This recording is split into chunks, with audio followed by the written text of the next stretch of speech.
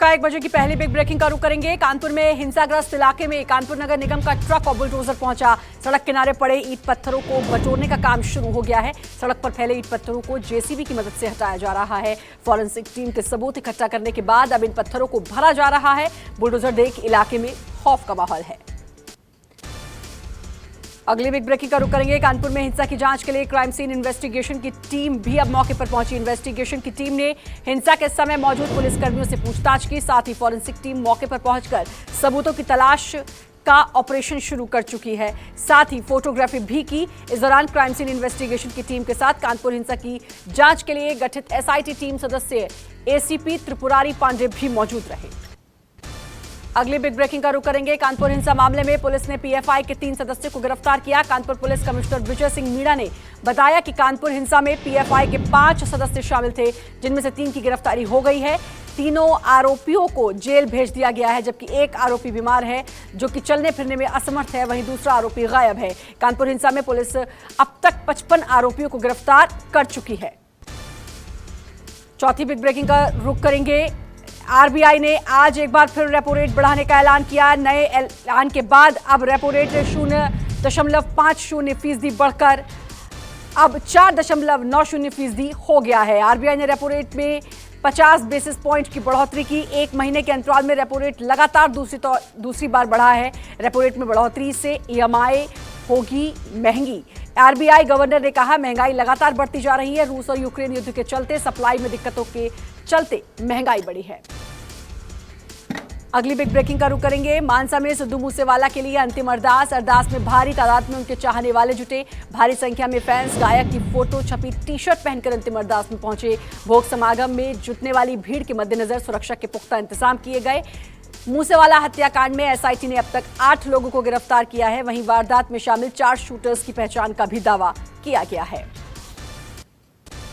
छठी big breaking का रुख करेंगे। घाटी में टारगेट किलिंग के बीच खीर भवानी मेले की शुरुआत हुई। खीर भवानी मेले के लिए बड़ी संख्या में श्रद्धालु गांधरबल पहुंचे। कड़ी सुरक्षा के बीच गांधरबल पहुंचे श्रद्धालुओं ने माता के मंदिर में माता की पूजा की और खीर चढ़ाई। खीर भवानी मेले को देखते हुए चप्पे चप्पे पर सुरक्षा है। लगभग 250 श्रद्धालु बसों में सवार होकर माता खीर भवानी के दर्शन के लिए पहुंचे।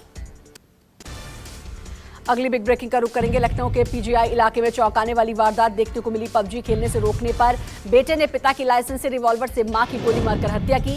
नाबालिग बेटे ने पबजी के चक्कर में मां की बेरहमी से हत्या की। वारदात 5 जून की है। हत्या का खुलासा 2 दिन बाद हुआ। बताया जा रहा है कि अपने गुनाह पर पर्दा डालने के लिए नाबालिग आरोपी ने 2 दिन तक मां के शव को घर के अंदर छिपा के रखा और छोटी बहन को डरा धमकाकर दूसरे कमरे में बंद कर दिया। अगली बिग ब्रेकिंग का रुख करेंगे। जम्मू कश्मीर में आतंकियों के खिलाफ ऑपरेशन ऑल आउट जारी।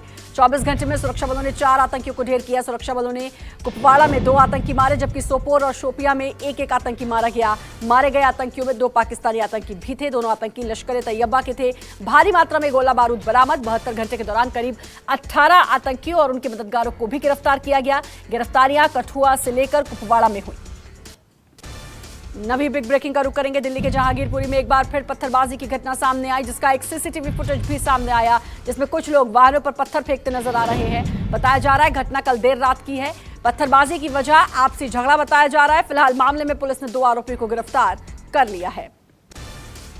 अगली बिग ब्रेकिंग का रुख करेंगे। ज्ञानव्यापी में सर्वे कराने का फैसला देने वाले जज रवि कुमार दिवाकर को धमकी मिली है। इस्लामिक आजाद मूवमेंट संस्था ने जज को धमकी दी है। चिट्ठी के जरिए सिविल जज रवि कुमार दिवाकर को धमकी दी गई। सिविल जज ने अपर मुख्य सचिव गृह को चिट्ठी लिखी है। जज ने चिट्ठी लिखकर कार्रवाई की मांग की है। सिविल जज रवि दिवाकर को इससे पहले भी धमकी मिल चुकी है।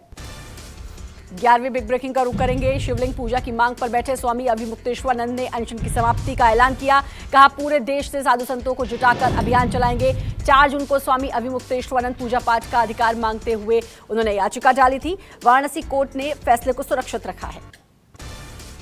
अगली बिग ब्रेकिंग। बांदा जेल के डिप्टी जेलर के खिलाफ एक्शन लिया गया। मुख्तार अंसारी को स्पेशल ट्रीटमेंट देने के आरोप में हुई कार्रवाई। बांदा जिले के डीएम और एसपी ने जेल में औचक निरीक्षण किया था, जिसके बाद अनियमितताएं मिलने पर डिप्टी जेलर को सस्पेंड कर दिया गया। अगली बिग ब्रेकिंग। 3 दिन के बंगाल दौरे पर बीजेपी अध्यक्ष जेपी नड्डा कोलकाता पहुंचे। जेपी नड्डा अंतर्कलह से जूझ रही पार्टी को एकजुट करने और संगठन को मजबूत बनाने का मंत्र देंगे। नड्डा आज कोलकाता के नेशनल लाइब्रेरी में होने वाली बीजेपी राज्य कार्यकारिणी की बैठक में भी हिस्सा लेने वाले हैं। कल जेपी नड्डा बेलूर मठ जाएंगे। 14वीं बिग ब्रेकिंग का रुख करेंगे। सीएम धामी ने किया 2 दिवसीय बीजेपी कार्य समिति का शुभारंभ। मुख्यमंत्री पुष्कर सिंह धामी ने हल्द्वानी में भाजपा की प्रदेश कार्य समिति की बैठक में हिस्सा लिया। सीएम धामी ने बैठक में बीजेपी की उपलब्धियां जनता तक पहुंचाने पर जोर दिया, कहा जन जन तक सुविधाएं भी पहुंचे।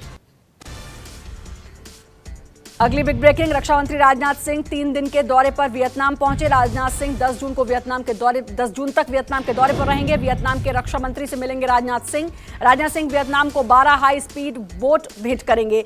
इन बोट का इस्तेमाल वियतनाम अपनी समुद्री सीमाओं की सुरक्षा के तौर पर करेगा। 16वीं बिग ब्रेकिंग का रुख करेंगे। 14 जून को महाराष्ट्र के दौरे पर प्रधानमंत्री नरेंद्र मोदी सबसे पहले पुणे जाएंगे। पुणे में जगतगुरु श्री संत तुकाराम महाराज मंदिर का उद्घाटन करेंगे। इसके बाद मुंबई पहुंचेंगे पीएम मोदी और शाम 4:15 बजे राजभवन मुंबई में जयभूषण बिल्डिंग एंड गैलरी ऑफ रिवॉल्यूर्स का उद्घाटन करेंगे। इसके बाद पीएम मोदी शाम 6 बजे मुंबई समाचार के द्विशताब्दी समारोह में हिस्सा लेंगे। ये कार्यक्रम बांदा कुर्ला कॉम्प्लेक्स में होगा। सामाजिक कार्यकर्ता अन्ना हजारे 19 जून को दिल्ली पहुंचेंगे। अन्ना हजारे अपने नए संगठन राष्ट्रीय लोक आंदोलन के 1 दिवसीय प्रशिक्षण शिविर का आयोजन करेंगे। बताया जा रहा है कि अपने नए संगठन के कार्यकर्ताओं के एक दिन प्रशिक्षण कार्यक्रम में वो शामिल होंगे। ये संगठन भ्रष्टाचार के खिलाफ आंदोलन करेगा। आज बोरीवली कोर्ट में विधायक रवि राणा और नवनीत राणा की पेशी पर आज कोर्ट के सामने नहीं हाजिर होंगी नवनीत राणा के वकील और उनकी ओर से कोर्ट में पेश होंगे। बताया जा रहा है कि नवनीत राणा का एक कार्यक्रम पहले से तय था, उसी की वजह से वो कोर्ट में पेश नहीं होंगी। 19वीं बिग ब्रेकिंग का रुख करेंगे। दिल्ली के जामिया नगर में इलेक्ट्रिक मोटर पार्किंग में भीषण आग लगी। देखते ही देखते आग ने विकराल रूप धारण कर लिया। दमकल की 7 गाड़ियां मौके पर मौजूद। कड़ी मशक्कत के बाद आग पर काबू पाया गया। पार्किंग में खड़ी कई गाड़ियां जलकर खाक हुई। अगली बिग ब्रेकिंग, देश में डरा रही कोरोना की रफ्तार। एक दिन में 41% मामले बढ़े। 24 घंटे में 5,233 नए मरीज। आंकड़ों के मुताबिक एक दिन में 3,345 मरीज ठीक हुए। 7 लोगों की मौत हुई। सक्रिय मरीजों की संख्या में भी बढ़ोतरी हुई। एक्टिव मरीजों की संख्या अब 28,857 हुई। दिल्ली में 24 घंटे में 450 नए मरीज मिले। संक्रमण दर 1.92% पहुंची।